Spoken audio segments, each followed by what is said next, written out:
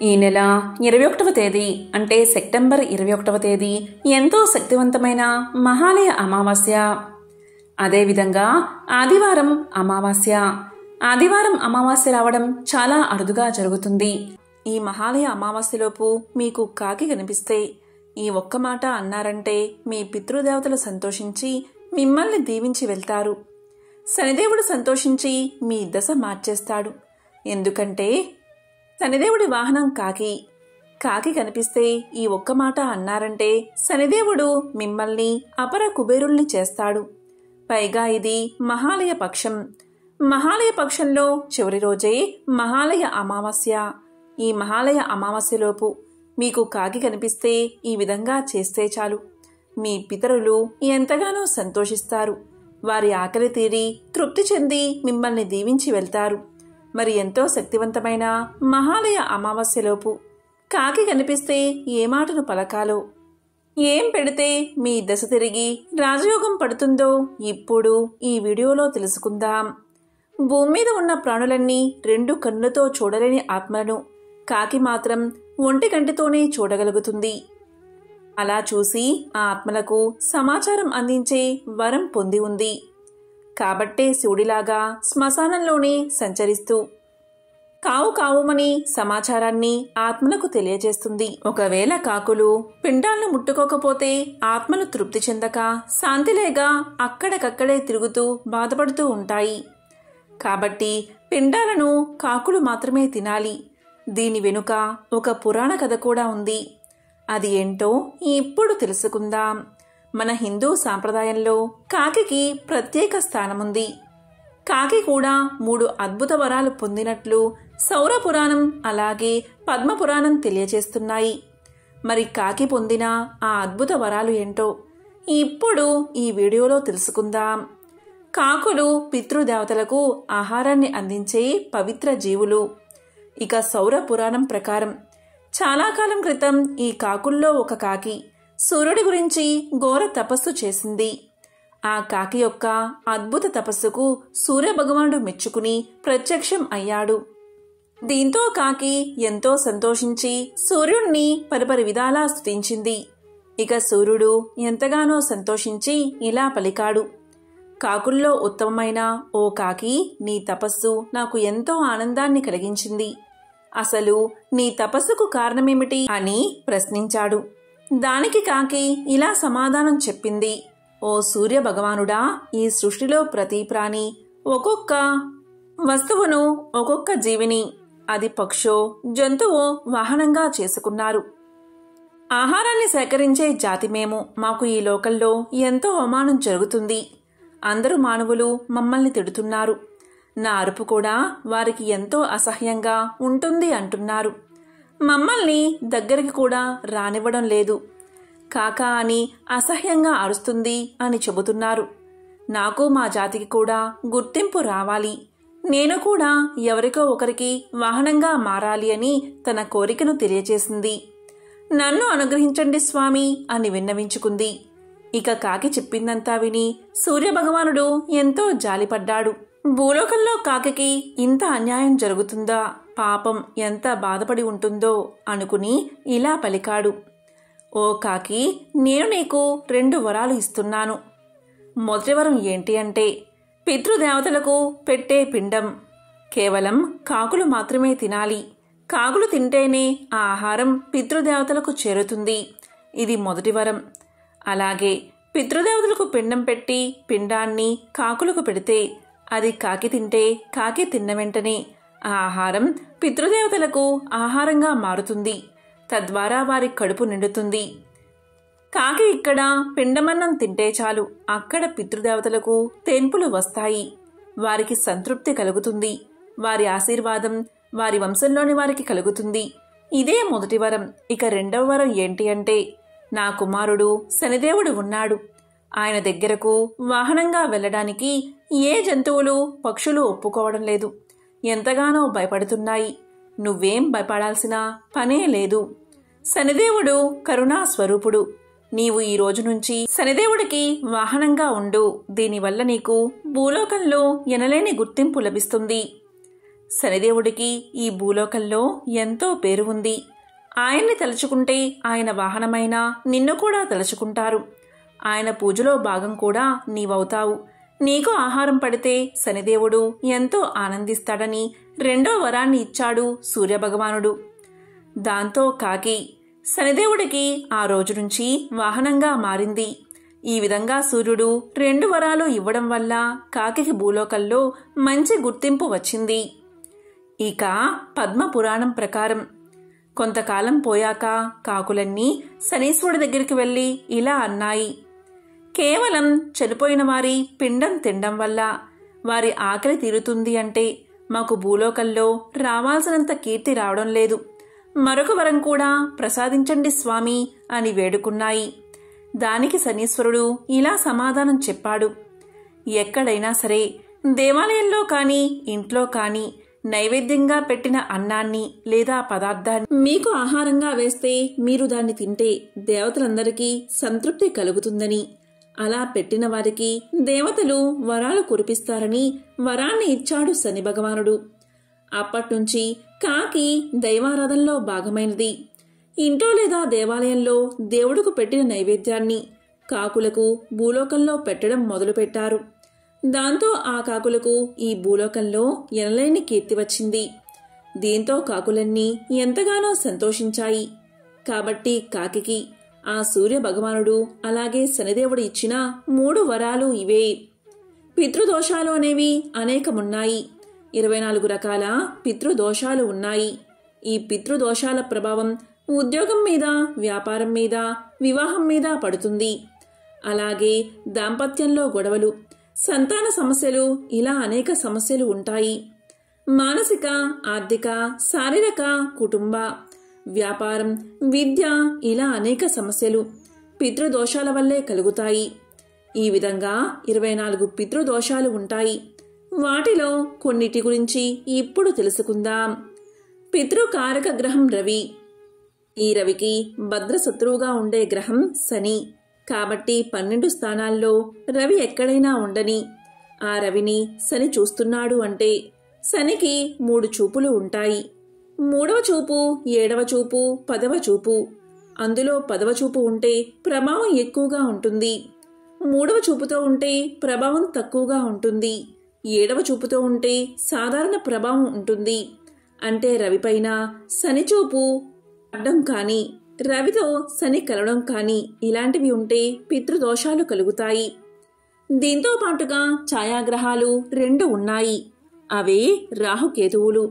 కాబట్టి రవితో రాహు కలిసినా లేదా రవితో కేతు కలిసినా, ఏ స్థానంలో అయినా సరే కలిసినా పితృదోషాలు కలుగుతాయి. ఈ పితృదోషాల పరిహారానికి అనేక మార్గాలు ఉన్నాయి. శ్రాద్ధ కర్మలు జరిగినప్పుడు పిండాన్ని కాకికి పెడతారు. ఎందుకంటే మరణించిన వారు తృప్తి చెందడానికి, అంటే పితృదేవతల సంతృప్తి కోసం ఇలా పెడతారు. అలాగే పితృదోషాలు తొలగిపోవడానికి కాకికి ఈ విధంగా కాకుండా వేరే విధంగా పెట్టాలి. ఈ మహాలయ పక్షంలో మీ మరణించిన పెద్దలకు ఏమి ఇష్టమో అవి ఒక ప్లేట్లో పెట్టి కాకికి తినిపించాలి. అంటే వారికిష్టమైన పదార్థాలను 4 లేదా 5 రకాలను ప్లేట్లో పెట్టి ఒక గ్లాసు నిండా నీరు పోసి కాకుకు పెట్టాలి. ఇవి కాకులు తిన్నాయి అంటే ఈ మహాలయ పక్షంలో మీ పితృదేవతలకు ఆకలి దప్పికలు తీరినట్లే. వారు ఎంతో సంతోషించి మిమ్మల్ని దీవించి వెళ్తారు. ఈ విధంగా ఆహారాన్ని కాకికి పెట్టే సందర్భంలో ఓం సం శనీశ్వరాయ నమః, ఓం సం శనైశ్వరాయ నమః, ఓం సం శనైశ్వరాయ నమః అనే మంత్రాన్ని 3 సార్లు పఠించాలి. ఈ మహాలయ పక్షంలో లేదా మహాలయ అమావాస్య రోజు ఇలా చేస్తే మీ పితృదేవతలు సంతోషించి మిమ్మల్ని దీవించి వెళ్తారు. ఈరోజు ఆహారాన్ని పెట్టేటప్పుడు ఉండ్రాలను కాకికి పెట్టండి. మధ్యాహ్నం పూట ఇలా కాకికి ఉండ్రాలను ఆహారంగా పెడితే చాలా మంచిది. గణపతికి ఎంతో ఇష్టమైన ఉండ్రాలను కాకికి పెడితే పితృదోషాలు తొలగిపోతాయి. ఏ జాతకులైతే వారి జాతకంలో పితృదోషంతో బాధపడుతున్నారో లేదా పితృదేవతల ఆశీర్వాదం కావాలని కోరుకుంటారో అలాంటి వారు మహాలయ పక్షంలో మధ్యాహ్నం పూట ఏ రోజైనా సరే ఇలా ఉండ్రాలను కాకికి ఆహారంగా పెట్టవచ్చు. ఈ విధంగా చేస్తే పితృదోషాలు తొలగిపోతాయి. పగలు 12 గంటల పాటు మన మధ్య తిరిగే కాకి మన దైనందిక జీవితాన్ని శాసించగలదు. కాకి గురించి శకునాలు కూడా ప్రచారంలో ఉన్నాయి. పగలు 12 గంటల పాటు మన మధ్య తిరిగే కాకి మన దైనందిక జీవితాన్ని శాసించగలదు. కాకి గురించి శకునాలు కూడా ప్రచారంలో ఉన్నాయి. శరీరం రంగు నల్లగా ఉంటే కాకిలా నల్లగా ఉన్నారు అంటారు. అదే గట్టిగా గోల చేస్తూ అరిస్తే కాకిలాగా అరుస్తావెందుకు అని మందలిస్తారు. అదేవిధంగా కాకి తలపై తన్నితే దోషమని చాలామంది భయపడతారు. మరొక వైపు కాకిని పితృదేవతలకు ప్రతినిధిగా కూడా పిలుస్తారు. కాకి ఇంటి దగ్గర గోడపై వాలితే ఇంటికి బంధువులు వస్తారేమో అని చాలామంది నమ్మకం. కానీ కాకి బంధువులు వచ్చే విషయాన్ని ముందుగానే చెబుతుందా అనే సందేహం చాలా మందికి ఉంటుంది. కాకి అరుపుకు రామాయణంలో ఒక కథ ఉంది. ఆంజనేయ స్వామి సీతమ్మను వెతుక్కుంటూ లంకకు బయలుదేరతాడు. అతను సీతమ్మ దగ్గరకు రాగానే చెట్టుపై ఉన్న పక్షి గట్టిగా అరుస్తుంది. అలా అది ఆంజనేయుడు వచ్చిన వార్తను సీతమ్మకు తెలియచేసింది అని ఈ నమ్మకం పుట్టుకొచ్చింది. అంతేకాదు, ఆంజనేయుడు రావడం సీతమ్మకు శుభవార్తే కాబట్టి కాకి వస్తే శుభవార్తే అందుతుందని నమ్మకం. అలాగే కాకి తలపై తన్నితే మాత్రం భయపడిపోయేంత అపనమ్మకం ఉంటుంది. కాకి శనికి వాహనం కాబట్టి కాకి తలకు తగిలితే శనిదోషం తగులుతుందని యముడికి సంకేతమని చాలామంది భయపడతారు. కానీ దీనికి అంతగా భయపడవలసిన అవసరం లేదని జ్యోతిష్య శాస్త్రం చెబుతుంది. మీకు భయంగా ఉంటే చక్కగా శివాలయానికి వెళ్లి నువ్వుల నూనెతో దీపం వెలిగించి అభిషేకం చేయించుకుంటే సరిపోతుంది. ఈ విధంగా చేస్తే ఆ కాకి తలకి తగిలిన దోషం మొత్తం తొలగిపోతుంది. ఇక కాకి ఇంటి ముందు పదే పదే అరిస్తే అది దేనికి సంకేతము అంటే హిందూ సాంప్రదాయంలో అనేక నమ్మకాలు ఉంటాయి. మనం ఇంటి నుంచి బయటకు వెళ్ళినప్పుడు కొన్ని జంతువులు ఎదురైతే శుభం కలుగుతుందని, మరికొన్ని జంతువులు ఎదురైతే అశుభం కలుగుతుందని శకున శాస్త్రం చెబుతుంది. అదేవిధంగా కాకి గురించి కూడా చాలా విషయాలు ఉన్నాయి. మన పూర్వీకులు చెప్పిన దాని ప్రకారం చూస్తే మనిషి జీవితం కాకితో ముడిపడి ఉంటుందని విశ్వాసం. అలాగే చనిపోయిన మన పూర్వీకులు కూడా కాకి రూపంలో తిరుగుతారని నమ్మకం. మనం ఏదైనా పని మీద వెళ్లేటప్పుడు కాకి వచ్చి గట్టిగా అరిస్తే మీరు చేపట్టబోయే పనులు విజయవంతంగా పూర్తి చేస్తారని సంకేతం. అదేవిధంగా నీళ్లు నిండుగా ఉన్న కుండపై కాకిని ఎవరైనా చూస్తే వారు త్వరలోనే ధనవంతులు అవుతారని జ్యోతిష్య శాస్త్రం చెబుతుంది.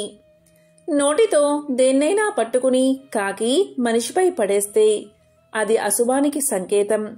కాకి మాంసం ముక్కను పట్టుకుని వెళుతూ కింద ఏ వ్యక్తిపై అయినా పడేస్తే ఆ వ్యక్తికి ఆపద వస్తుందని ఒక నమ్మకముంది. కాకి ఎగురుతూ వచ్చి ఒక వ్యక్తిని తాకితే ఆ వ్యక్తి అనారోగ్యానికి గురవుతాడట. కాకులన్నీ ఒక సమూహంగా ఏర్పడి ఒక స్థలంపై కూర్చుని అరిస్తే ఆ స్థల యజమానికి కాని లేదా ఆ చుట్టుపక్కల ఉన్నవారికి కాని సమస్యలు ఎదురవుతాయని నమ్మకం.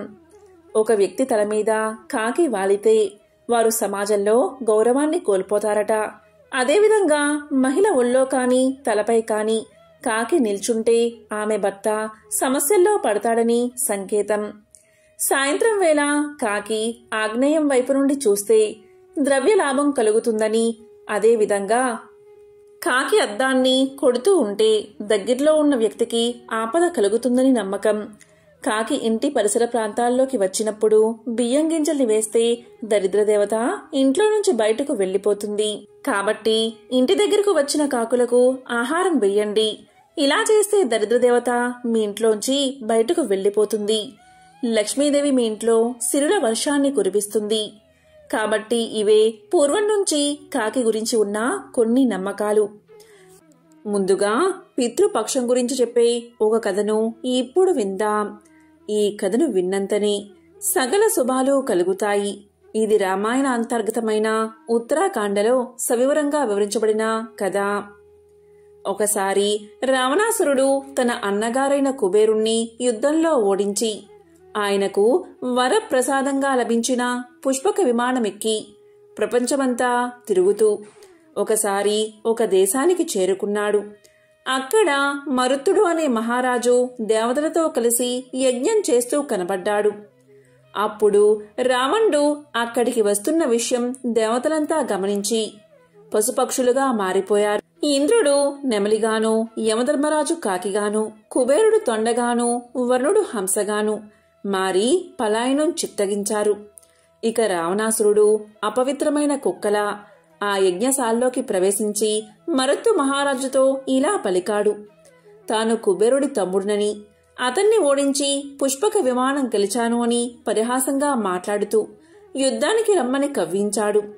అప్పుడు మహారాజు యుద్ధానికి సన్నద్ధుడు అవుతూ ఉండగా ఆ యజ్ఞహోత అయిన మహర్షి ఇలా పలికాడు. ఓ మహారాజా, ఇది ఈశ్వర ప్రీతి కోసం చేస్తున్న యాగం. మధ్యలో ఆపితే అది వంశనాశనం అవుతుందని వారించాడు. ఇక అతను యుద్ధ ప్రయత్నాన్ని విరమించి త్యాగానికి సిద్ధపడ్డాడు. ఇక రాజు ఓడిపోయాడని రావణుడు ప్రకటించుకుని అక్కడున్న ఎంతోమంది మహర్షులను తన రాక్షస పరివారంగా భుజించి వెళ్లిపోయాడు. ఇక రావణుడు వెళ్లిపోయిన తర్వాత ఇంద్రాది దేవతలు ఆ రూపాలను త్యజించి వారి వారి రూపాల్లోకి వచ్చారు. అప్పుడు ఇంద్రుడు నెమలిని చూసి ఇలా పలికాడు. మీ జాతికి సర్పాల వల్ల ఎటువంటి భయమూ ఉండదు. నీ నెమలి పింఛానికి 1000 కన్నులు ఉంటాయి. నీవు నేను మేఘం రూపంలో వర్షిస్తూ ఉంటే అందంతో ఆనందంతో పొంగి పింఛాన్ని విప్పి ఆడుతూ ఉంటావు అని వరాన్ని ప్రసాదించాడు. అంతకుముందు కేవలం నీలంగా ఉన్న ఆ పింఛం అప్పట్నుంచి ఇంద్ర ప్రభావం వల్ల కన్నులతో అందంగా కనబడడం ప్రారంభించింది. తరువాత యమధర్మరాజు కాకితో ఇలా అన్నాడు. ఓ వాయసమా, నీ రూపం ధరించి నేను హాయిగా ఉన్నాను. నీకు ఏ రోగాలు ఉండవని వరాన్ని ప్రసాదిస్తున్నాను. మిగిలిన ప్రాణులకు నా ప్రభావం వల్ల రోగాలు వస్తాయి, కాని నీకు ఏ రోగాలు అంటవు. నా లోకంలో చేరిన మానవులందరూ ఆకలి దప్పులతో అలమటిస్తూ ఉంటారు. పిండ ప్రదానం చేసిన తర్వాత ఆ పిండాలు మీరు ముడితే అప్పుడు పితృదేవతలు శాంతిస్తారు. వారి ఆకలి కూడా తీరుతుంది అని అన్నాడు యమధర్మరాజు. ఈ కథ విన్నంత చేతనే సకల శుభాలు కలుగుతాయి. మీకు పితృదేవతల సంపూర్ణ అనుగ్రహం కలుగుతుంది. తద్వారా వంశాభివృద్ధి కలుగుతుంది. దీనికి సంబంధించిన మరొక విశేషమైన కథను ఇప్పుడు తెలుసుకుందాం. ఒకానొకసారి కొడుకు తండ్రికి పిండం పెట్టి 2 గంటల నుంచి ఎదురు చూస్తూ ఉన్నాడు. కాని ఒక్క కాకి కూడా వచ్చి దాన్ని ముట్టడం లేదు. కర్మకాండకు వచ్చిన బంధువులకు కూడా విసుగు పుడుతుంది. ఇక బంధువుల్లో ఉన్న ఒకరు పంతులు గారితో ఇలా అంటున్నారు. ఓ పంతుల గారు, ఒకవేళ కాకి ముట్టకుంటే ఎలా అని ప్రశ్నించాడు. దానికి పంతులు ఇలా సమాధానం చెప్పాడు. ఒకవేళ కాకి ముట్టకుంటే నీళ్ళల్లో కూడా వెయ్యవచ్చు, జలచరాలకు అని సమాధానం చెప్పాడు. ఇక అక్కడ ఉన్న ఒక పెద్దావిడ, లేదు, కాకి వచ్చి ముడితేనే ఆత్మశాంతి కలిగినట్టు. అప్పటి వరకు ఇక్కడ్నుంచి కదిలేదే లేదు, వేచి చూడాల్సిందే అని ఖచ్చితంగా చెప్పింది. ఇక బంధువులందరూ అసలు కాకులు కనిపిస్తున్నాయా, కాకులన్నీ ఏమైపోయాయి అని అంటూ ఉండడం మొదలుపెట్టారు. ఇక పిల్లనిచ్చిన మామ ఇలా అన్నాడు. అబ్బా, ఈ ముసలోడు బతికి ఉన్ననాళ్ళు సాధించాడు, చచ్చిన తర్వాత కూడా సాధిస్తున్నాడు అన్నాడు. తన మామ అన్న మాటలకు అవును అన్నట్లు తలూపాడు చనిపోయిన వ్యక్తి కొడుకు. ఆ మామ అల్లుళ్ల ప్రవర్తనకు పెద్దావిడకు బాగా కోపం వచ్చింది. చనిపోయిన వ్యక్తి అంటే ఆమెకు అంత గౌరవం. పేదరికంలో పుట్టినా కష్టపడి పైకి వచ్చాడు. కొడుకు 10వ తరగతిలో ఉన్నప్పుడు భార్య చనిపోయినా ఎంతమంది ఎంత చెప్పినా మళ్లీ పెళ్లి చేసుకోలేదు. కొడుకును బాగా చదివించాడు. కొడుకు పెద్ద ఉద్యోగంలో ఉండి ఊళ్లకు తిరుగుతూ ఉండడం వల్ల కొడుకు వద్దకు వెళ్లకుండా ఊర్లోనే ఒంటరిగా జీవితాన్ని సాగించేవాడు. కొడుకుకి కూడా ఆస్తిపాస్తులు బాగానే సంపాదించి పెట్టాడు. ఇక 3 సంవత్సరాల కిందట మంచం పట్టాడు. చేసేది లేక కొడుకు తండ్రిని తీసుకెళ్లి తన దగ్గరే ఉంచుకుంటున్నాడు. ఇక కొడుకు ఆమె భార్య కోరికపై తన అత్తగారి కుటుంబంతో కలిసి విహారయాత్రకు వెళ్లాలి అనుకున్నాడు. ఇక తండ్రిని ఎక్కడ ఉంచాలి అనే సందేహం వచ్చింది. తిరిగి వచ్చే 10 రోజుల వరకు ఏదైనా వృద్ధాశ్రమంలో ఉంచుదామని సలహా ఇచ్చాడు తోడలుడు.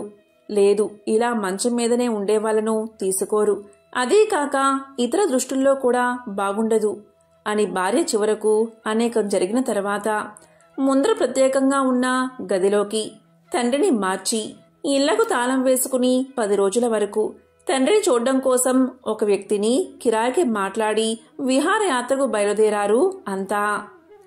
ఇదంతా చూసి ఎందుకు భారం అనుకున్నాడో ఏమో కాని అదే రోజు రాత్రి తెల్లవారేటప్పుడు గుండెపోటుతో మరణించాడు. పెద్ద ఆయన ఇలా మరణించగానే విహారయాత్రకు వెళ్లిన వారంతా అర్ధాంతరంగా రావాల్సి వచ్చింది. అంత్యక్రియల కోసం స్వగ్రామం చేరుకున్నారు. అంత్యక్రియలకు ఊరూరంతా వచ్చారు. తర్వాత జరిగే కర్మకాండలో దగ్గర బంధువులు మాత్రమే పాల్గొన్నారు. ఇక పెద్దావిడ ఇలా అంది, బతికి ఉన్ననాళ్ళు మీ నాన్న ఏం కష్టపెట్టాడు అని అడిగింది. నీకేం తెలుసు అత్తమ్మ, 3 సంవత్సరాల నుంచి ఎంత నరకం చూస్తున్నామో, ఈ 6 నెలల నుంచి మరీను. అన్నీ మంచం మీదే, వాటి కోసం పెద్ద జీతానికి మనిషిని పెట్టాల్సి వచ్చింది. వారు రాత్రి మాటలు ఉండరు కదా, రాత్రంతా మేమే సేవ చెయ్యాల్సి వచ్చేది అన్నాడు కొడుకు సమాధానంగా. అదొక్కటేనా, రాత్రి వరకు కూడా కాలు నొక్కించుకుంటూ ఉండేవాడు, తొందరగా వదిలిపెట్టేవాడు కాదు అని సమాధానం చెప్పాడు.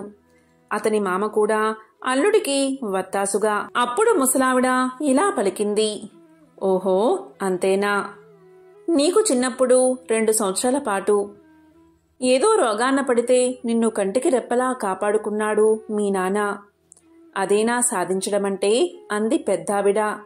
మళ్ళీ ఇలా పలికింది, మీ అమ్మ చనిపోయిన తర్వాత బెంగతో మానసికంగా కుంగిపోయిన నీకు ఫిట్స్ వస్తూ ఉంటే సంవత్సరం పాటు నిన్ను కనిపెట్టుకుని సేవ చేశాడే, అదేనా సాధించడమంటే అంది పెద్దావిడ.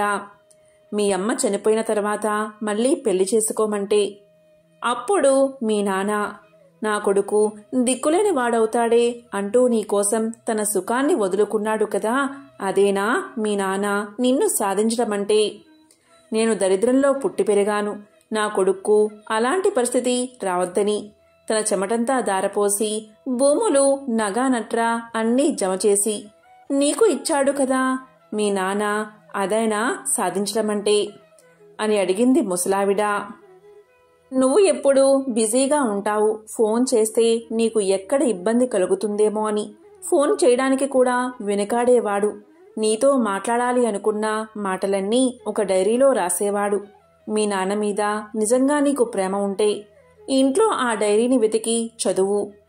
పగలనక రాత్రనక కష్టపడి నీకోసం 30 ఏళ్లు సేవ చేశాడు. నీకు ఎలా తెలుస్తుందిలే మీ నాన్న విలువ, తండ్రి కష్టం విలువ, బంధం చూస్తేనే కదా తెలిసేది, చూసినా తెలుసుకునే కాలం కూడా మీకు లేదు. ఇలా ముసలావిడ చెప్పింది. చెబుతూ వెక్కి వెక్కి ఏడవగా అది విన్న కొడుకు నిజంగా గుండె పగిలేలా మనసు నిండా తండ్రి గుర్తొచ్చి, తండ్రి ప్రేమ గుర్తొచ్చి, తండ్రి చేసిన త్యాగాలు గుర్తొచ్చి తన జీవితమంతా కళ్ల ముందు కదిలి పశ్చాత్తాపంతో ఏడవడం మొదలుపెట్టాడు. అతన్ని చూసిన కోడలు వియ్యంకుడు బంధువులందరూ కూడా ఏడవసాగారు. అప్పటి వరకు ఎక్కడా కనబడిన కాకులు ఒక్కసారిగా వచ్చి ఆ పిండాన్ని తిన్నాయి. అప్పుడు ఆ పెద్దాయన ఆత్మ శాంతించింది. ఈ కథను ఎవరైతే వింటారో వారికి సకల శుభాలు కలుగుతాయి, పితృదేవతల ఆశీస్సులు వారికి కలుగుతాయి. మరి ఎంతో శక్తివంతమైన ఈ మహాలయ పౌర్ణమి రోజు మీకు ఏ సమయంలో అయినా కాకి కనిపిస్తే మీరు ఏం చెయ్యాలి అంటే అన్నంలో కొన్ని నల్ల నువ్వులు కలిపి కాకులకు ఆహారంగా పెట్టండి. అలా చనిపోయినా వారికి ఆహారాన్ని పెట్టడం వల్ల పితృదేవతలు సంతోషించి మిమ్మల్ని మీ కుటుంబాన్ని దీవిస్తారు. ఇక ఈ మహాలయ పక్షంలో కాకి ఎక్కడ కనిపించినా సరే మీరు అన్నంలో కొన్ని నల్ల నువ్వులు కలిపి వాటిని కాకికి ఆహారంగా పెట్టండి. ఇలా పెడితే మీ ఇంట్లో చనిపోయిన పూర్వీకుల ఆకలి తీరి వారు స్వర్గానికి వెళ్తారు. ఈ విధంగా మీరు పెట్టిన నల్ల నువ్వులు కలిపిన అన్నాన్ని కాకులు తిన్నాయి అంటే మీ దశ మారిపోతుంది. మీ పితృదేవతల ఆశీస్సులు మీకు కలిగి వంశాభివృద్ధి ఉంటుంది, సకల శుభాలు కలుగుతాయి. పితృదేవతలు సంతోషిస్తే వంశాభివృద్ధి ఉంటుంది. పితృదేవతల శాపం తగిలితే అంత మంచిది కాదు. కాబట్టి ఈ మహాలయ పక్షంలో మహాలయ అమావాస్య వరకు ఈ 15 రోజుల్లో కాకి ఎప్పుడు కనిపించినా సరే నల్ల నువ్వుల ఆహారాన్ని వేసి నమస్కారం చేసి దీవించమని వేడుకోండి. దీనివల్ల వంశాభివృద్ధి కలుగుతుంది.